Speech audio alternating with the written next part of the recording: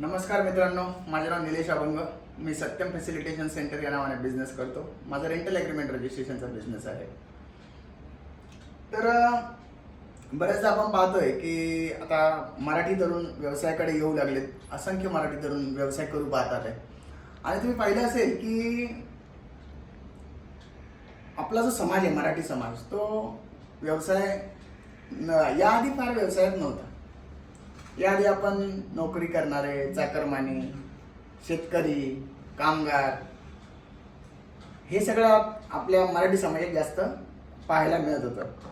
अर्थात आता तुम्ही ते जुनी परंपरा 50 वर्षापूर्वीची, 60 वर्षापूर्वीची इथे आणू नका, ज्यामध्ये जे मराठी समाज किंवा महाराष्ट्रातले बलुतेदार होते आणि ते सगळे व्यवसायच करत होते, तो भाग जरा आपण बाजूला ठेवू.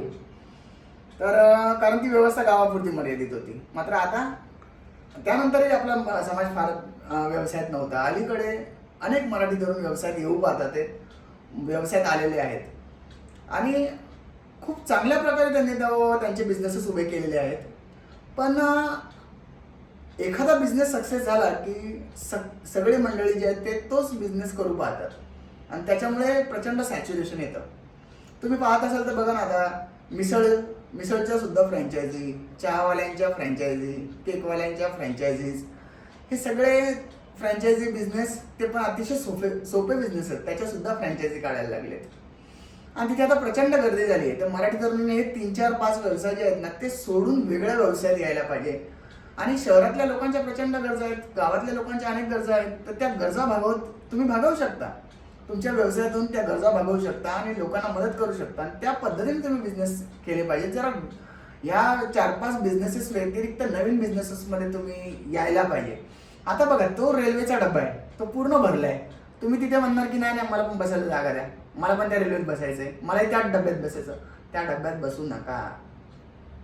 त्यापेक्षा काय करा, जो डब्बा रिकामा आहे त्या रेल्वेच्या डब्यात बसा. तिथे तुम्हाला सीट मिळेल, विंडो सीट सुद्धा मिळेल. तर जरा मिसळ, वडापाव, चहा आणि केक या बिझनेसेसमधून बाहेर या. जे ऑलरेडी आहेत त्यांना करू द्या, ते उत्तम करतायत. तुम्ही तिथे गर्दी करू नका. त्यात तुमच्या हाताला फार काही लागणार नाही.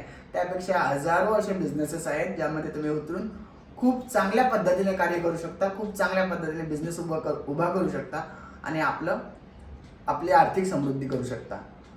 थँक्यू मित्रांनो. आणि हा व्हिडिओ जर आवडला असेल तर तुम्ही तो पहा, लाईक करा, शेअर करा. थँक्यू.